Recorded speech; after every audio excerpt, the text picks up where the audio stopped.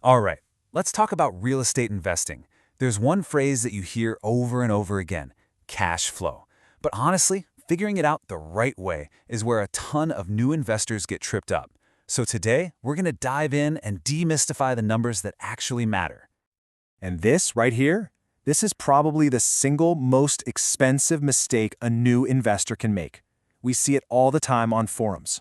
You think, hey, my rent check is bigger than my mortgage, I'm making money. But that's a surefire way to turn a potential asset into a serious liability. The reality, as you're about to see, is a little more complicated. So here's our game plan. We're going to start by completely busting that rent minus mortgage myth. Then we'll dig in and find a property's true profit. We'll get real about all the hidden expenses people forget, calculate the actual return you should expect, and finally, we'll arm you with an investor's toolkit so you can analyze any deal like a pro. Okay, let's tackle the big one first. This is the myth that can absolutely sink your investment before it even gets off the ground. It's a simple formula, sure, but simple isn't always right. In fact, in this case, it's dangerously wrong. You have to think of it this way. Positive cash flow is the heartbeat of your investment. It's what covers you when a water heater breaks or when you have an empty month between tenants. It is the real, predictable money that actually hits your bank account. Doing a proper analysis means you're making decisions based on data, not just crossing your fingers and hoping the property value goes up. So how do we get to those real numbers? Well, the first metric every single investor needs to master is something called net operating income, or NOI for short. This is where the truth really starts to come out. Everything kicks off with gross rental income. Think of this as the absolute best-case scenario pie-in-the-sky number. It's what your property could earn if it was rented out every single day of the year. And it's not just the rent, right? You gotta include everything. Pet fees, parking fees, maybe you've got a coin-op laundry machine. It's the total earning potential. Now here's the genius of NOI. See how it's calculated before you factor in the mortgage? This lets you judge the property on its own 2 feet. It answers the most basic question. Is this property, as a standalone business, a good investment? This makes NOI the perfect tool for comparing different properties, apples to apples, no matter how you decide to finance them. Let's put some numbers to this so it makes sense. Let's say we're looking at a single-family home. It brings in $2,000 a month in rent, so that's a gross rental income of $24,000 a year. Then we subtract all of our operating expenses, and we'll get into what those are in a second, which come out to $8,520. That leaves us with a net operating income of $15,480 for the year.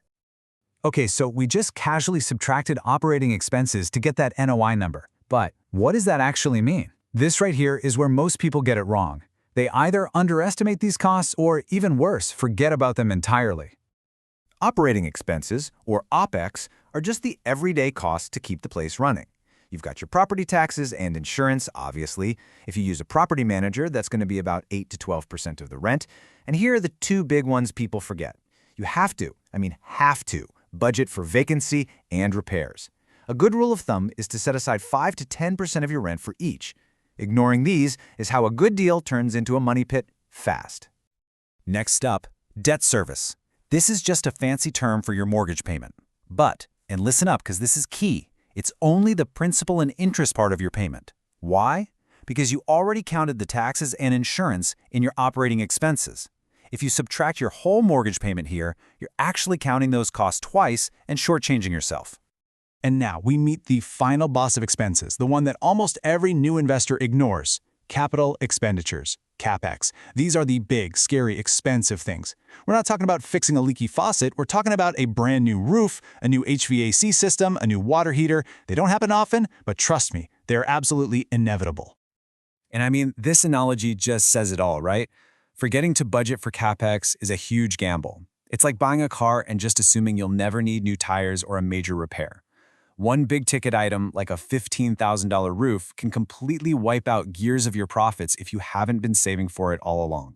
So how do you prepare for it? Simple. You build a war chest. Smart professional investors create a dedicated CapEx reserve fund. The common wisdom is to automatically siphon off 5 to 10% of your gross monthly rent into a separate savings account. So for our $2,000 a month property, that's another $100 or $200 every single month just waiting for that rainy day. Okay, deep breath. We've defined our income, we've identified all of our expenses, the Opex, the debt service, and the dreaded CapEx. Now it's time to put it all together and see what we're really making. This is the moment of truth. Let's go back to our example one last time. We had that annual NOI of $15,480, right? Well, that breaks down to $1,290 per month. From that, we subtract our monthly debt service, just the principal and interest, which for this example is $950. And that simple subtraction gets us to our pre-tax cash flow. And there it is, $240 a month. So that property that was bringing in $2,000 in rent, after you pay all the real bills, it's actually putting just $240 in your pocket every month before taxes. That's a huge difference, and it's the only number that tells you if you're actually getting paid. Now for the real gut check question. That $240 is great, but remember our CapEx reserve? You need to be saving at least $100, maybe $200 a month for that future roof or HVAC system, and that money has to come out of this $240.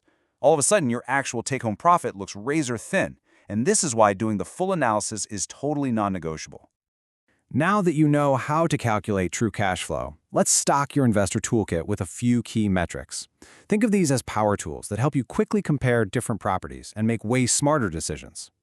First, you have to understand the big picture trade-off in real estate. Cash flow versus appreciation.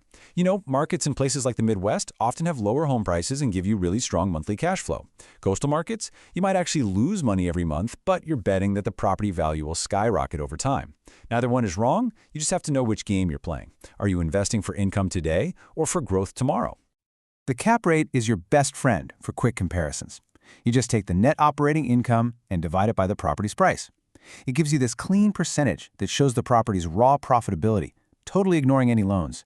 It helps you quickly answer which of these properties is a better money-making machine for the price. Generally, anything in that 5 to 10% range is considered pretty solid. But let's be honest, what you probably care about most is the return on your money, right? The actual cash that you pulled out of your savings account. That's where cash-on-cash return comes in. This tells you exactly how hard your down payment is working for you. You just take your annual cash flow and divide it by the total cash you put into the deal. It's personal and it's powerful. And finally, here's a little trick to save you a ton of time, the 1% rule. This is a super fast back-of-the-napkin test. Basically, the gross monthly rent should be at least 1% of the purchase price. So a $300,000 house should rent for at least $3,000 a month. If it doesn't meet that, it's a major red flag that it probably won't cash flow, and you can just move on to the next deal without wasting hours on a deep analysis. So, after all is said and done, what's the big takeaway? Once you peel back all the layers from that big, exciting rent number all the way down to the tiny, real cash flow number, you start to see what really counts. It's not the fancy listing price or the bragging rights of owning property. It's the predictable, reliable cash that actually lands in your bank account month after month. That right there is the true foundation of a successful investment.